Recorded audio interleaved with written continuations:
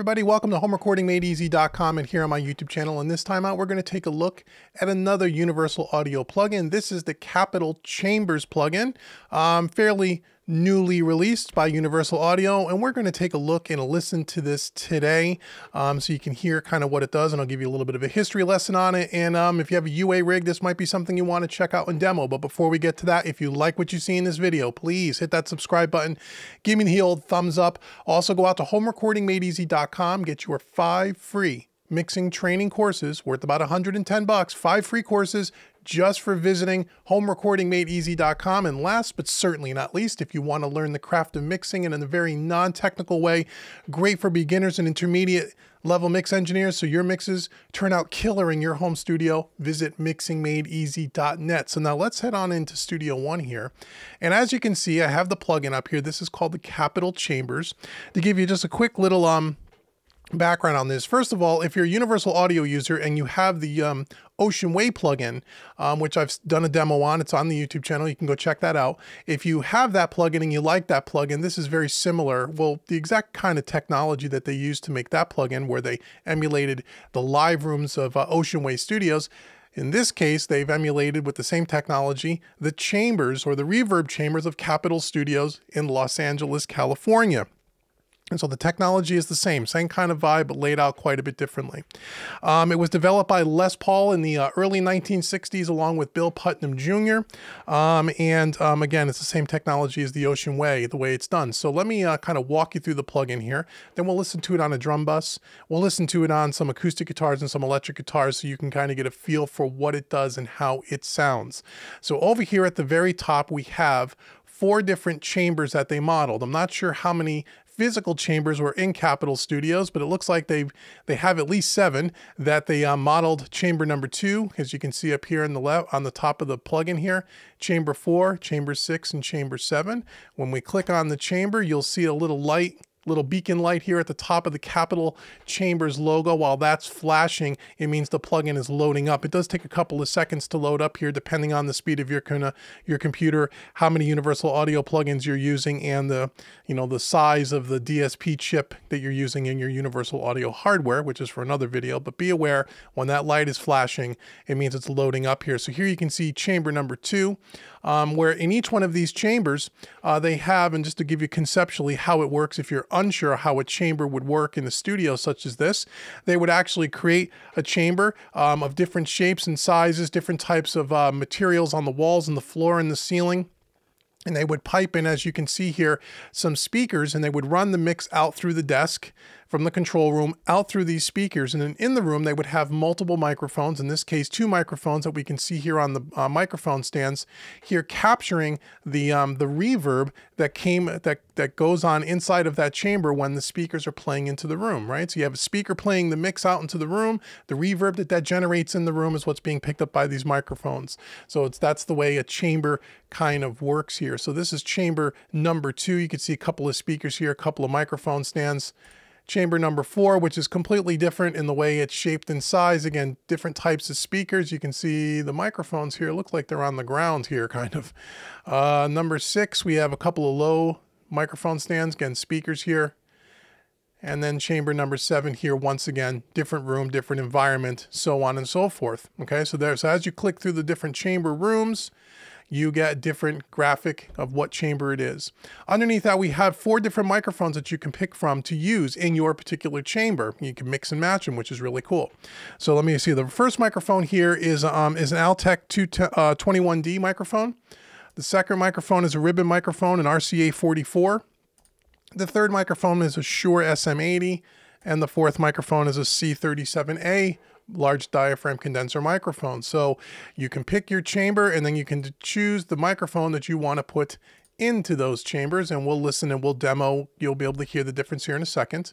We have this minimum maximum slider, which is the distance that the microphone stands are to the speakers. So as you can see, minimum, you can see the microphone stands are getting closer to the speakers.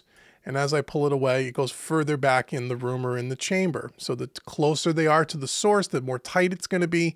A little bit further away, the more of the space you're going to hear, okay? So that's the min max slider. Underneath that, we have a pre-delay control. We have a power button to turn it on and off, okay? And we have a decay mode that we can control the amount of decay. So you can use the decay control in correlation or conjunction with the min and max slider to really give you a lot of different tonal possibilities, and we'll examine that in a few seconds.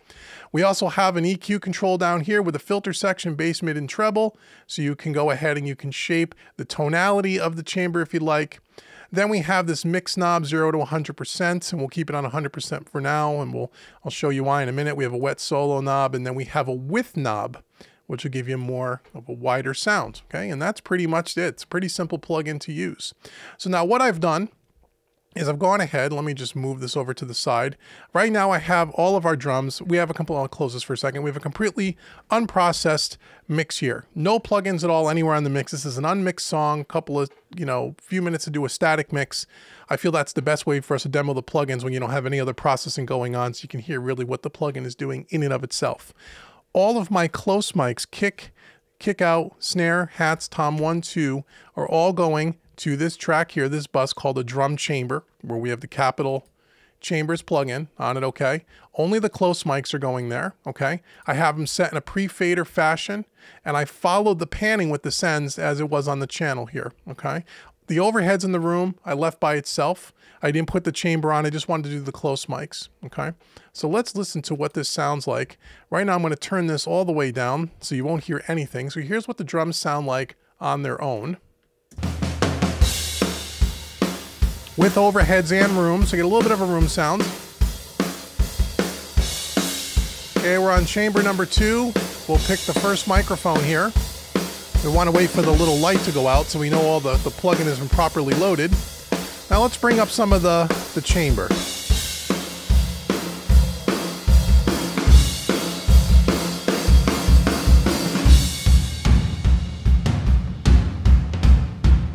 Okay, so I'm turning this up louder than you probably would use it in a mix so we can hear what the plugin's doing. So I'm going to cycle through these microphones so you can hear the difference. I'm going to leave the min-max slider right in the middle, and we're just going to cycle through. We're going to start off at the left and go to the right.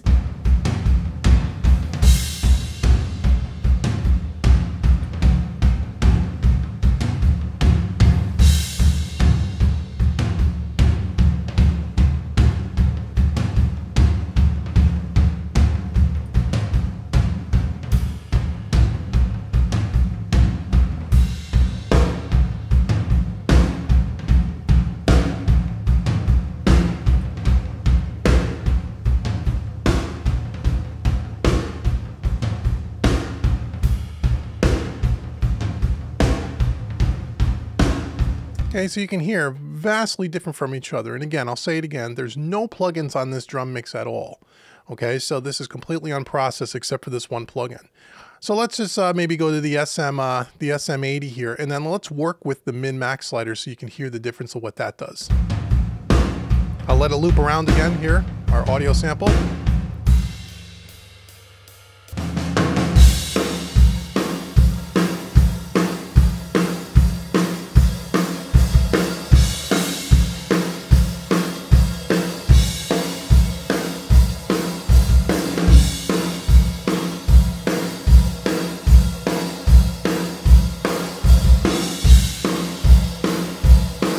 Okay, so you can hear a big difference here. Now these microphones in this particular chamber are close to the ground, and our decay is on the minimum setting over here. So now if I were to turn up the decay a little bit,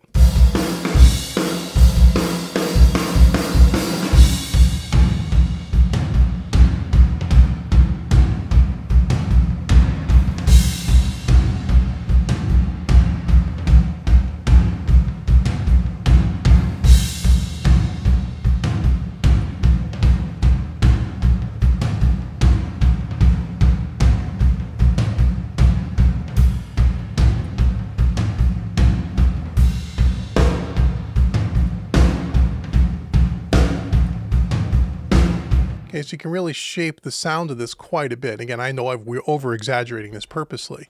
Let's check out some of the EQ settings and kind of just see what that does here. So we have a filter, a bass, mid, and treble.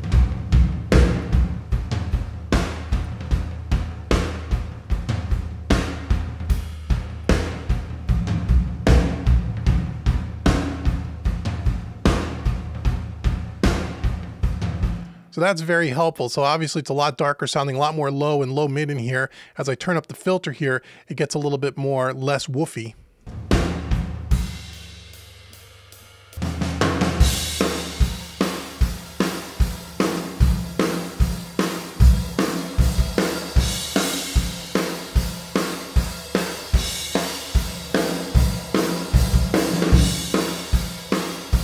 So here's fixed at 125 Hertz on the bass side, 500 in the mid, and 5K on the treble.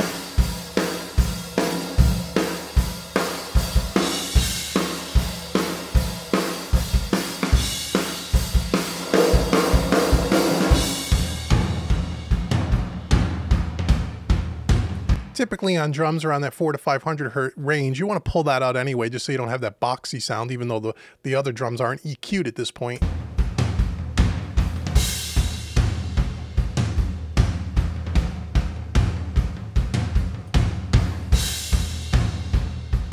Let's power it off here.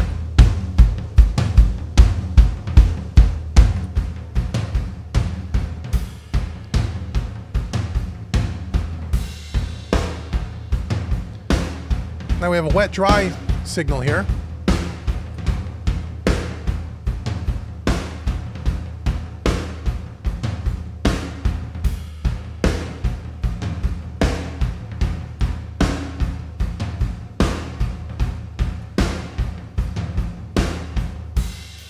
So with the width knob, really you can pull it into the middle or spread it out, depending on how you want it.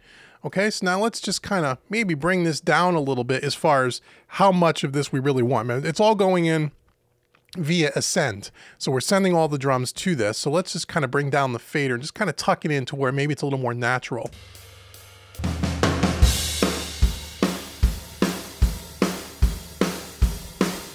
And now I'll mute it.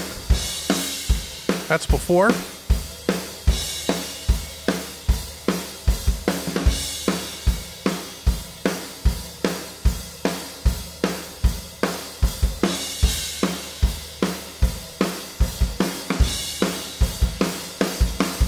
So it works really nice when you do it in a more subtle way. When you just kind of blend it into where you really don't hear it, you more feel it. And that's kind of the way that I would use a plugin such as this. And again, I would be putting this on the mix once the mix was completely done, maybe towards the end of the mix, not so much on raw tracks.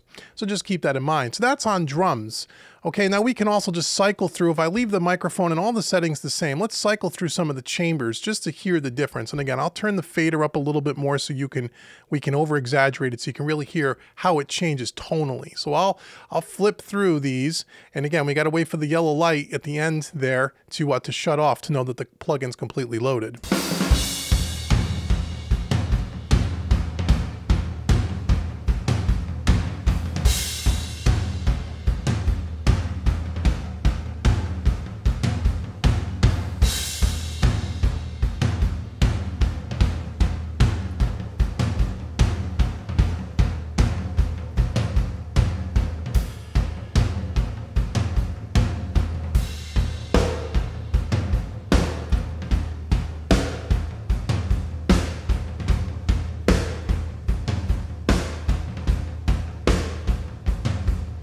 So you can really hear it's a much different tonal difference between these four chambers. And again, with the combination of the EQs and some of these other settings, along with the chamber and the microphone, really the tonal possibilities are endless. You can slice and dice this thing a million ways to get it to sound the way you want it. Okay, so we're gonna leave it on for now. I think chamber number 6.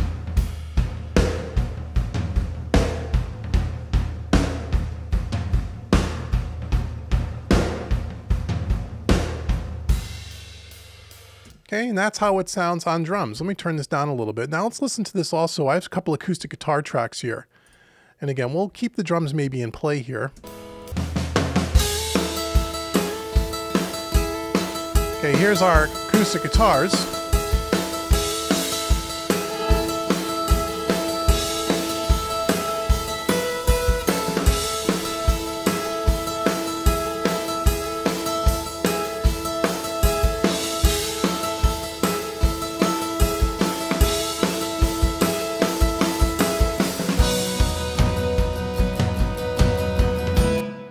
So there we go. So let's kind of, so using what is it? The RCA 44 ribbon microphone on this, again, pulling in the distance a little more towards the minimum. You can see here, see the little door? The doorway kind of opens up when you make a change and the light is flashing, and you want to wait for the door to close to know that the plugin's completely loaded. That's kind of a nice little touch. Someone opened up the door and made some changes. And again, we could play with the EQ a little.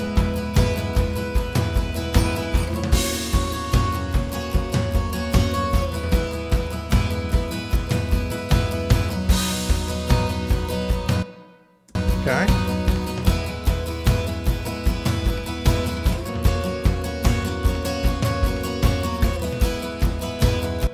Gives a nice little space. I kind of like that on acoustic guitars. Now I also have electric guitars here as well. A couple of electric guitar tracks here. Let's just kind of hear what those sound like.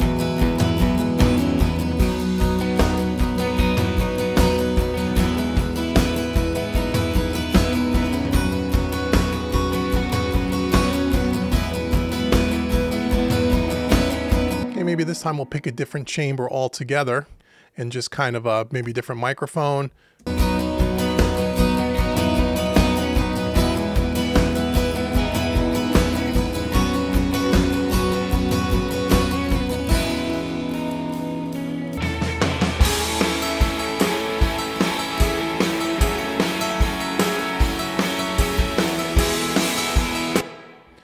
Okay, here we go. Let me turn this up a little bit so we can hear the electrics a little bit better.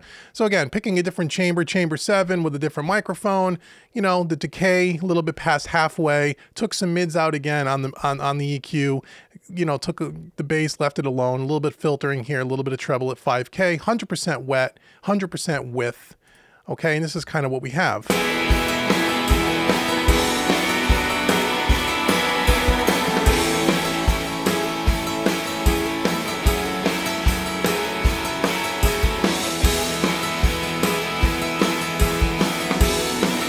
Okay, now if I were to bring these 3 buses next to each other, just so I can turn them all on and off as one here. So if I have the drum chamber, the acoustic guitar, and the electric guitar chamber, can I mute all these at the same time? Let me see here. I should be able to, hopefully. That's odd. Okay, I'll have to do it one at a time. That's okay. So I'm going to just kind of play them back.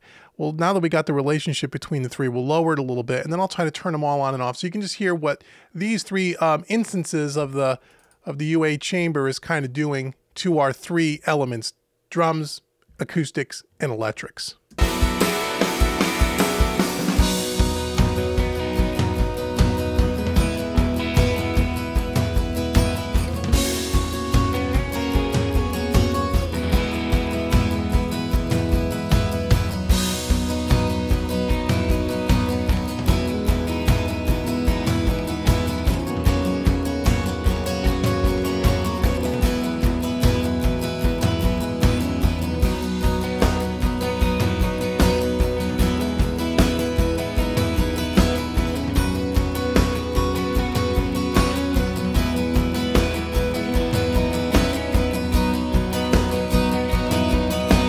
Now you could use this in a way where if you had 3 different instances of this, one for drum, one for acoustic guitar, one for electric guitar, or if you just had one bus and put all the instruments into the same chamber to give it a little bit more consistency, you can do that too, right? You can just have one bus, set it up with the chamber that you like and feed everything into it. That's one way to do it. Or you can do it on 3 separate buses like I've done here. Like I said, the possibilities are endless. Now, the one thing that I kind of caution, and I said this the same thing when I did the Ocean Way plugin review, is that you want to use this again in a more sparing way.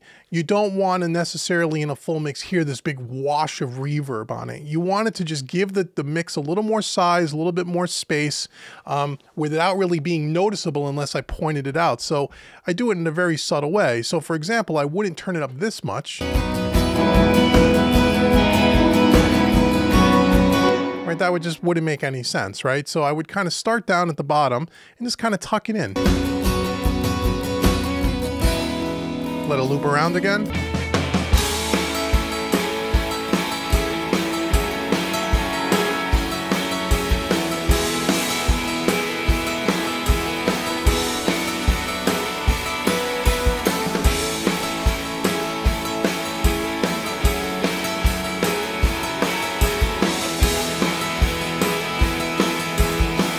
Okay, so in more of a subtle way, turn it up to where you can hear it, obviously, and just back it off a tad. That's typically how I would use this. But this is a great plugin. This is, again, I really love the Ocean Way plugin, and this is very similar in the way that it functions and the technology behind it, but it sounds completely different from Ocean Way. So this is a nice complement to that. So if you're a UA user and you use the Ocean Way plugin, this is something you want to take a serious look at. I use Ocean Way all the time in my mixes, all the time, because I love the fact that you can just put the instrumentation in a beautifully, recorded live room in a famous studio, and it doesn't sound like you just took a cheap reverb plugin and threw it on all your instrumentation. It sounds very natural, like it was recorded in that space. And that is kind of the same thing with the chambers. It gives you that beautiful, natural sounding reverb in these great chambers that were developed in these big, Capitol studios. It doesn't sound like a cheap reverb, I guess is what I'm getting to. So I hope you found that helpful. I hope you enjoyed taking a look at the Capitol Chambers by Universal Audio. Once again, please hit that subscribe button. Please give me the thumbs up. Share this around social media. It really does help me, and I really do appreciate it. And lastly, again, go to homerecordingmadeeasy.com. Get your 5 free courses. Go on over to mixingmadeeasy.net. And my name's been Dave, and I will see you in the next video. Take care.